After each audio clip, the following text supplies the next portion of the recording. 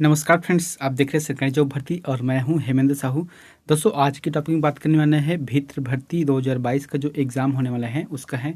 और यह video 10वां video है। इससे पहले मैंने 9 वीडियो ऑलरेडी यूट्यूब पर अपलोड कर दिए हैं। दोस्तों, इसका जो एग्ज़ाम है वह 25/9/2022 को होने वाला है। समय बहुत कम बचा है, इसलिए आप जो है अच्छे से तैयारी करना। इसके बाद जो है रात में आप लोगों के लिए एक गणित का क्वेश्चन आंसर मैं लाऊंगा, जो कि टॉप 5 का होगा, बहुत ही अच्छा होगा, है ना, जो बहुत इंपॉर्टेंट है, लगभग भृत्य में आने लायक क्वेश्चन होगा। तो फिर आप उसको भी देखना, गणित का क्वेश्चन को। तो फिर आज का जो वीडियो स्टार्ट करते हैं उससे पहले कि अगर आप चैनल पर नए हो तो चैनल को सब्सक्राइब कर देना और साथ ही बेल आइकन को जरूर दबा देना। अगर इस वीडियो का अगर आपको फ्री पीडीएफ चाहिए तो टेलीग्राम चैनल पर ज्वाइन करना, वहाँ से आपको मिल जाएगा। और टेलीग्राम का जो लिंक है मैंने डिस्क्रिप्शन बॉक्स में दे दिया है। यहाँ पर देखते हैं आप लोगों के लिए जो होमवर्क दिया था उसको, जो कमेंट किया बिल्कुल सही है कि निम्न में से कौन सा ब्लड ग्रुप सर्वव्यापक ग्रहता है। तो इसका आंसर आ जाएगा ए बी आ जाएगा। ठीक है, आज का पहला क्वेश्चन देखते हैं। इस राज्य का सबसे कम द्विफसली वाला जिला कौन सा है? द्विफसली वाला मतलब बरसात के बाद दूसरा जो फसल बोते हैं उसमें बहुत कम बोते हैं उधर, है ना।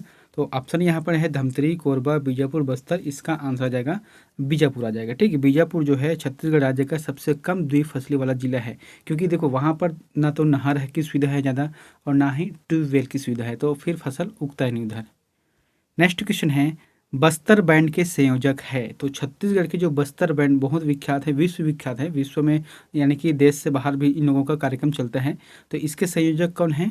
आंसर आ जाएगा अनूप आ जाएगा इसका आंसर। इसके बाद हम देख लेते हैं कि जो संयोजक और निर्देशक कौन है। पद्मश्री है, यहाँ जो पद्मश्री है अनूप रंजन पांडे, पद्मश्री है अनूप रंजन पांडे।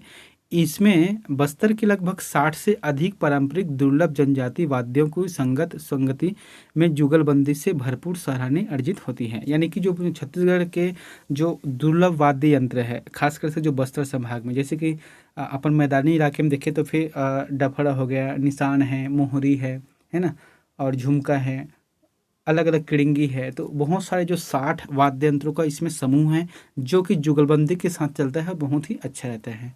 यूट्यूब में देखना, उसमें मिल जाएगा आप लोगों को। थर्ड क्वेश्चन है, छत्तीसगढ़ में जिला कलेक्टर किन रूपों में अपने उत्तरदायित्वों का निर्वाह करता है? यानी कि जो छत्तीसगढ़ का जिला कलेक्टर रहता है वह अपने किन किन उत्तरदायियों के रूप में निर्वाह करते हैं। यहाँ पर जो ऑप्शन दिए गए हैं, राजस्व अधिकारी के रूप में, ये भी बात सही है, राजस्व अधिकारी के रूप में कार्य करता है, जिला प्रशासक के रूप में करता है, एक डीएम के रूप में, है ना, और एक है मजिस्ट्रेट के रूप में भी काम करता है। तो कुल मिलाकर देखा जाए तो यहाँ जो चारों आंसर है बिल्कुल सही है। चौथा प्रश्न है, छेरकी महल कहाँ स्थित है? तो छत्तीसगढ़ में एक प्रसिद्ध महल है छेरकी महल, वहाँ कहाँ स्थित है? इसका जो आंसर आ जाएगा कवर्धा में स्थित है छेरकी महल। क्यों प्रसिद्ध है? यहाँ पर जो है, यहाँ जो है मड़वा महल के नज़दीक है। ठीक है, मड़वा महल का इतिहास अलग है, तो मड़वा महल के पास ही है यहाँ छेरकी महल। और वहाँ पर जाने से उसके आसपास जो रहता है बकरी की गंध आती है ना, बकरी की गंध आती है, इसलिए कहा जाता है यहाँ छेरकी महल कहा जाता है उसको। पांचवा प्रश्न है, आँखी कालना मुंदना छत्तीसगढ़ी मुहावरे का अर्थ है। क्या बोल रहे हैं कि जो आँखी कालना मुंदना छत्तीसगढ़ी मुहावरे का अर्थ क्या है? जैसे कि कोई आँखी कालना मुंद दिस, है ना, तो ओमे का बोला जथेला कि अनदेखा करना, अपन बात ला अनदेखा करिस, मतलब आँखी कालना मुंदना है। यहाँ पर दूसरा सही है। छठवा प्रश्न क्या है कि चांद बरोबर मुखड़ा धरती न आगास, घेरी बेरी बहु देखे एको धरी न आस, है ना। इसमें इस पहले में किसे संबोधित कर रहा है? यहाँ पर जो प्रश्न भी दिया गया है कि चांद बरोबर मुखड़ा, यानी कि चेहरा चांद जैसे है, धरती ला आगास, घेरी बेरी बहु देखे एको धरी न आस। इसका जो आंसर आ जाएगा, मतलब ये संबोधित किसको कर रहा है? पहले के माध्यम से दर्पण को संबोधित कर रहा है, क्योंकि दर्पण में बार बार देखते हैं लोग। सातवां प्रश्न क्या है, उचित संबंध जोड़िए। यहाँ पर जो पुरातात्विक स्थल दिया गया है एक तरफ और एक तरफ जिला दिया गया है, तो इसमें से जोड़ना है। तो देखो, जब भी ऐसा प्रश्न आता है तो आप लोगों को एक ट्रिक देता हूँ। जैसे कि हमको पता नहीं इसमें, तो कैसे करना है, जो आपको आता है पहले उसी को मिलाओ, है ना, जो आता है पहले मिला दो तो बाकी जो है मिल जाता है। जैसे कि सिरपुर सामान्य है कि सिरपुर कहाँ है, महासमुंद है, ये पता है, ये यहाँ से आ गया। ठीक है, उसके बाद और कहाँ पर है, जैसे कि मध्यकी द्वीप है, ये जो है ईसाइयों का जो है प्रमुख स्थल है, तो ये कहाँ पर है, मुंगेली है। और कभी कभी इसको जो बलौदाबाजार के ऑप्शन भी दे देता है, इसको भी समझना है ना। अगर मुंगेली जिला नहीं दिखाता है तो बलौदाबाजार का ऑप्शन वहाँ पर रहेगा, तो उसको क्लिक करना। उसके बाद जब दो सही हो गए तो बाकी का लगभग सही हो जाता है। ठीक है, यहाँ पर पचराही कहाँ है? पचराही जो है कबीरधाम में है, ठीक है। कबीरधाम को क्लिक करते हैं यहाँ पर। उसके बाद जो है महेशपुर बचा है, तो महेशपुर कहाँ आ गया? सरगुजा, सरगुजा आ गया। तो कुल मिलाकर इसका आंसर आ गया 2, 4, उसके बाद है 1 और 3, ठीक है। यहाँ पर जो दूसरा ऑप्शन है सही में है। 8वां प्रश्न क्या है? छत्तीसगढ़ की गट्टा सिल्ली सत्याग्रह के प्रमुख नेता थे। बहुत ही इंपॉर्टेंट है। जो छत्तीसगढ़ के जो सत्याग्रह है, खासकर से जो 1930 की जो घटना है, जैसे कि जुलाई, अगस्त, सितंबर, अक्टूबर, ये 4-5 महीने ऐसे हैं जिसमें 3-4 जगह पर हुआ है। जैसे कंडेल नहर सत्याग्रह हुआ, नगरी सिहावा है, गट्टा सिल्ली और कोई जगह है, ठीक है। तो इसको याद करना। तो यहाँ पर प्रश्न क्या बोला गया कि छत्तीसगढ़ के जो गट्टा सिल्ली है वहाँ पर जो सत्याग्रह हुआ है उसके प्रमुख नेता कौन है? तो इसका आंसर आ जाएगा नारायण राव मेघावाले और नथुजी जगताप। इसका आंसर आ जाएगा, दोनों सही है, यानी कि सेकंड, ये थर्ड आ जाएगा, है ना। नारायण राव मेघावाले और नथुजी जगताप। इसके साथ एक और है, छोटे बाबूलाल श्रीवास्तव, है ना। 3 लोग हैं यहाँ पर। और जो इसकी घटना है, यानी कि गट्टा सिल्ली की जो घटना है, वहाँ जुलाई 1930 की घटना है, जो कि धमतरी जिले से है। 9वां प्रश्न है, 1940 में रायपुर में कांग्रेस भवन का उद्घाटन किसने किया था? तो छत्तीसगढ़ के जो रायपुर में जो कांग्रेस भवन है, यानी कि जो गांधी मैदान बोलते हैं, वहाँ पर कालीबाड़ी के पास है ना। तो 1940 में रायपुर में जो कांग्रेस भवन का उद्घाटन किया था, वह किसने किया था? तो सरदार वल्लभ भाई पटेल ने किया था। 10वां प्रश्न है, ब्रिटिश काल में डॉक्टर राजेंद्र प्रसाद छत्तीसगढ़ में सर्वप्रथम कब आए थे? तो ब्रिटिश काल में जो है राजेंद्र प्रसाद कब आए थे छत्तीसगढ़? इसका आंसर आ जाएगा 1921 में आए थे। 1921 में आए थे। और 1921 में असहयोग आंदोलन के दौरान प्रचार प्रसार करने के लिए आए थे, जो केंद्रीय टीम वहाँ पर आए थे। और इसके साथ में जो है सुभद्रा कुमारी चौहान हैं और CR राजगोपालचारी भी छत्तीसगढ़ आए थे। 11वां प्रश्न है, लकड़ी या धातु से बना अनाज मापने का पात्र है, ठीक है। क्या बोलते हैं? जैसे कि लकड़ी या फिर धातु से बना हुआ जो अनाज, यानी खासकर से जो धान नापने का पात्र किसे कहा जाता है? काठा। उसे काठा कहा जाता है। जैसे कि लकड़ी के बने रहते हैं ऐसे, है ना, इधर पकड़ने के रहते हैं। और यह जो लकड़ी से ज़्यादातर बनते हैं, अब आजकल जो है लोहे से बनता है। और इसमें 1 काठा में मतलब 2 किलो आता है, लगभग धान 2 किलो आ जाते हैं। अगला प्रश्न है कि निम्न में पुल्लिंग शब्द है। तो यहाँ पर जो 4 शब्द दिया गया है उसमें पुल्लिंग शब्द को छांटना है। ऑप्शन दिया गया यहाँ पर बैरी, चोर, पंखा और कुकरा, है ना। तो इसमें जो आ जाएगा वहाँ कुकरा जो शब्द है वहाँ पुल्लिंग है। दोस्तों ऐसा ऐसा प्रश्न पूछे भी जाते हैं ना, जैसे कि बैरी, चोर और पंखा, ये जो है उभयलिंग है, ठीक है। जैसे कि स्त्रीलिंग और पुल्लिंग और दोनों के बीच हो तो फिर उभयलिंग। तो ये जो तीनों ऑप्शन है उभयलिंग है। और जो कुकरा शब्द है वहाँ पुल्लिंग है। और इसका विपरीत कौन सा होगा? यानी कि स्त्रीलिंग कुकरी शब्द है, यानी कि मुर्गा और मुर्गी वाले, है ना। 13वां प्रश्न कौन सा है कि बिलासपुर में दिए गए अपने ओजस्वी भाषण से राजद्रोह हेतु गिरफ्तार होने वाले कवि थे। तो राजद्रोह हेतु जो गिरफ्तार कवि कौन थे जिन्होंने बिलासपुर से अपना भाषण दिया था? इसका आंसर आ जाएगा माखनलाल चतुर्वेदी। माखनलाल चतुर्वेदी ने भाषण दिया था। मैंने यहाँ पर महत्वपूर्ण जानकारी भी लिख दिया है कि 12 मार्च 1921 को बिलासपुर में जो शनिचरी बाजार है, अभी भी है बिलासपुर में जो शनिचरी बाजार है, वहाँ पर ओजस्वी भाषण दिया था, जिसके कारण जो है 12 मई 1921 को जबलपुर में गिरफ्तार कर लिए गए और उसे जो है बिलासपुर जेल ट्रांसफर कर दिए, ठीक है। इसको याद रखना। 14वां प्रश्न है कि ब्रिटिश शासकों ने छत्तीसगढ़ को किस वर्ष कमिश्नरी घोषित किया गया? तो कब जो है मतलब किस वर्ष घोषित किया गया कमिश्नरी? इसका आंसर आ जाएगा 1862 में किया गया था। देखो यहाँ पर हुआ क्या था कि जो 1861 में छत्तीसगढ़ को एक प्रांत बनाया था, किसके साथ? जो नागपुर और जो मध्य प्रदेश के साथ मध्य प्रांत के हिसाब से एक बनाया था, ठीक है। लेकिन स्वतंत्र रूप से 1862 बनाया गया। मध्य प्रांत के अंतर्गत 5 संभाग बनाए गए थे, जिसमें से अकेला जो है छत्तीसगढ़ था, जिसके अंतर्गत 3 जिले थे, रायपुर, बिलासपुर और संबलपुर, है ना। तो यहाँ जो है कमिश्नर के रूप में घोषित कर दिया गया था, एक संभाग बनाया गया था, जिसके प्रथम कमिश्नर हुए थे चार्ल्स सी इलियट हुए थे। इसको याद रखना। 15 प्रश्न कौन से है निजवाचक सर्वनाम का उदाहरण है? तो निजवाचक सर्वनाम का उदाहरण कौन सा है?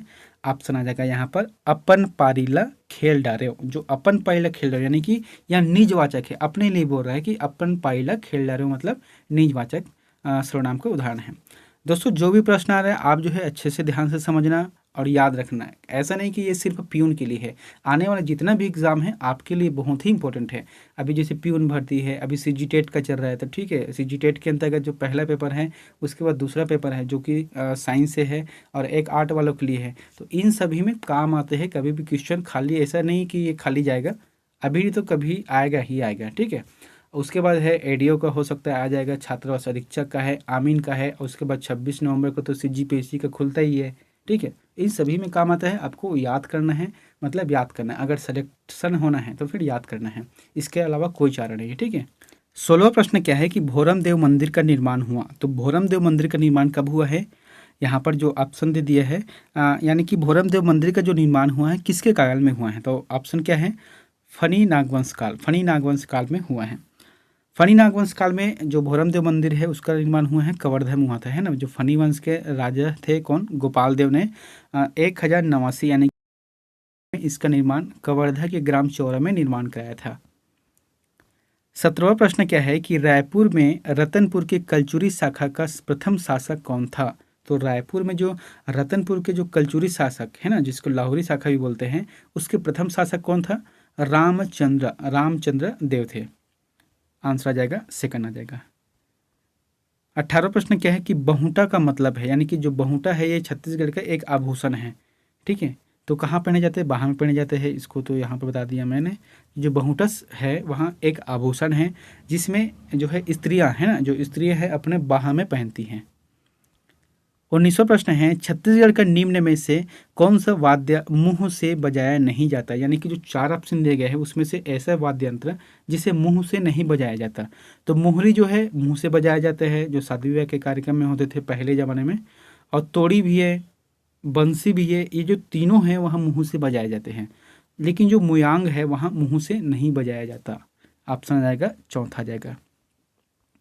नेक्स्ट है कि लौह कार्य करने वाली अनुसूचित जनजाति कौन है, तो लौह कार्य करने वाली कौन है अनुसूचित जनजाति, इसका आंसर आ जाएगा अगरिया, अगरिया आ जाएगा लौह कार्य करने वाली जनजाति है। 21वां प्रश्न है कपिल मुनि द्वारा प्रतिपादित दार्शनिक प्रणाली है, तो जो कपिल मुनि के द्वारा जो प्रतिपादित है दार्शनिक प्रणाली वह कौन सी है, सांख्य दर्शन, सांख्य दर्शन को इन्होंने जो है प्रतिपादित किया है कपिल मुनि द्वारा। नेक्स्ट है चरक संहिता नामक पुस्तक किस विषय से संबंधित है, तो चरक जो संहिता है जो वाग्भट ने इसकी रचना की है, चरक संहिता किसकी है, इसका आंसर आ जाएगा चिकित्सा शास्त्र से, है ना, चिकित्सा शास्त्र से। इसके बारे में जो है राजीव दीक्षित सबसे बेहतर बताते हैं, है ना, चिकित्सा शास्त्र के यानी कि जो चरक संहिता है इसके बारे में।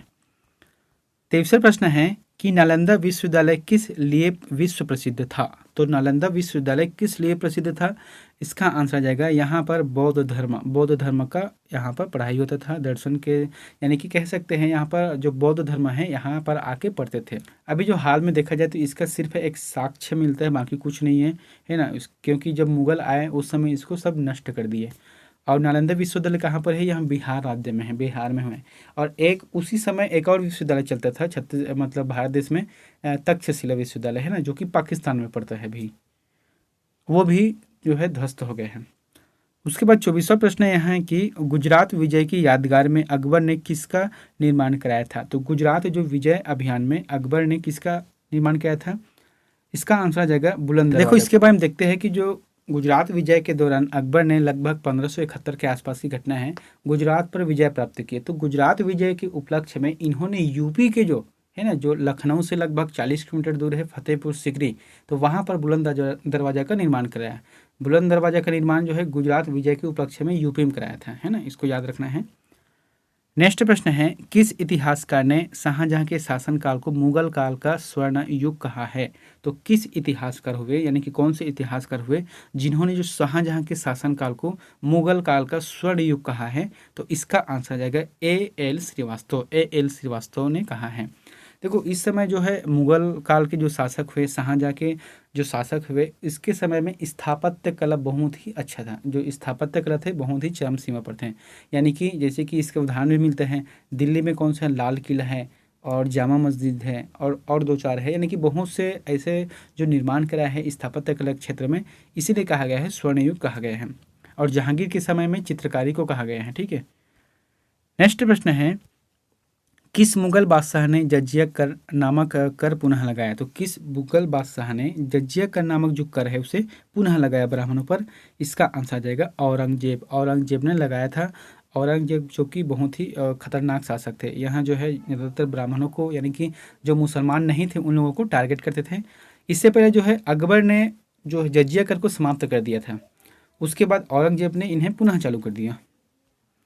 27वां प्रश्न है कि निम्न में किस यूरोपीय ने भारत में सबसे पहले अपना व्यापार फैलाया और प्रभावित किया? तो किस यूरोपीय शासक ने, यानी कि किस यूरोपीय देश ने सबसे पहले भारत में व्यापार फैलाया और यहाँ पर प्रभावित किया है? तो इसका आंसर जाएगा पुर्तगालियों ने किया था।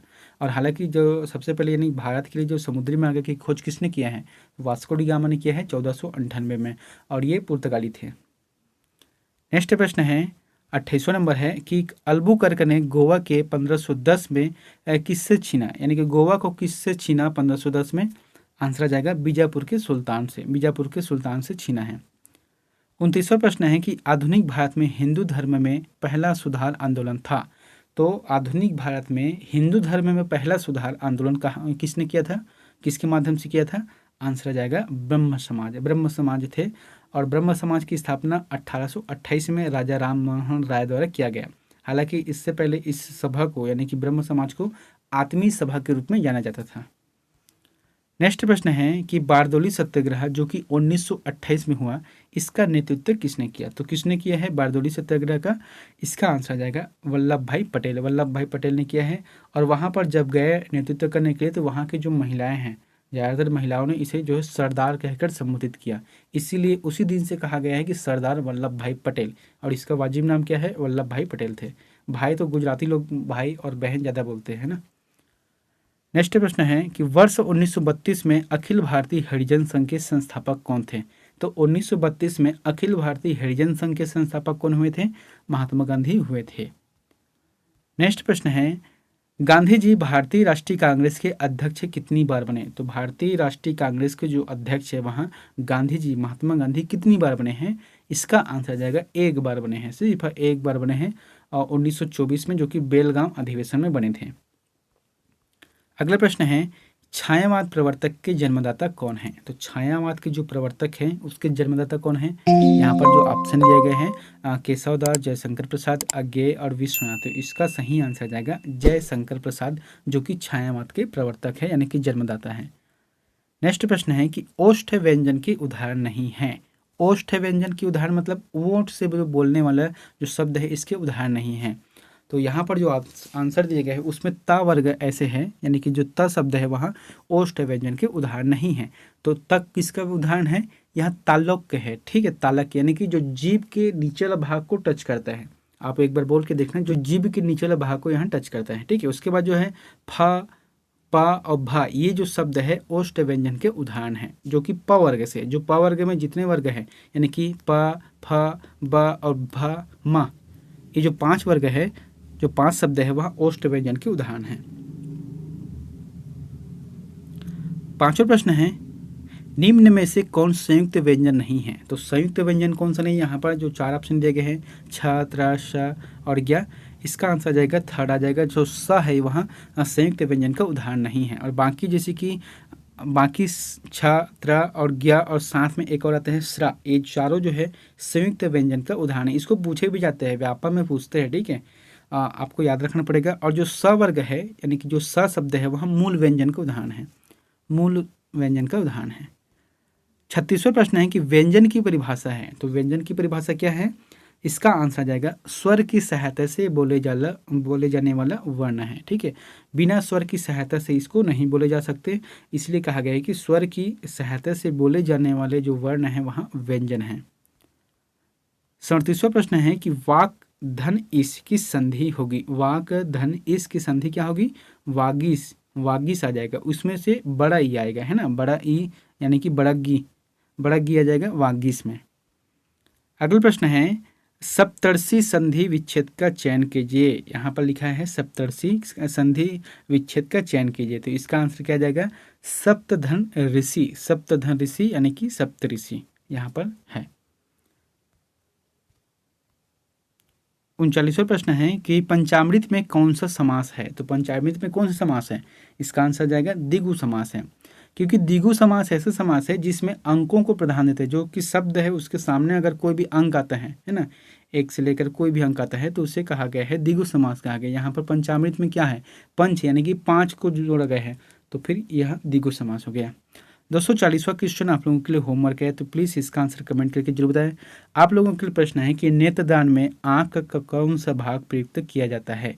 जो आँख का जो प्रयोग करते हैं नेत्रदान में, तो किस भाग को निकाला जाता है? रेटिना को, कार्निया को, नेत्र लेंस को, या फिर संपूर्ण आँख को? तो इसका आंसर अगर आपको पता है तो फिर प्लीज़ कमेंट बॉक्स पर जाकर जरूर कमेंट करें। दोस्तों अगर आप लोगों को वीडियो अच्छा लगा तो हमारे चैनल को सब्सक्राइब कर देना और बेल आइकन को जरूर दबा देना। मिलते हैं नेक्स्ट वीडियो में एक नई जानकारी के साथ। Thank you.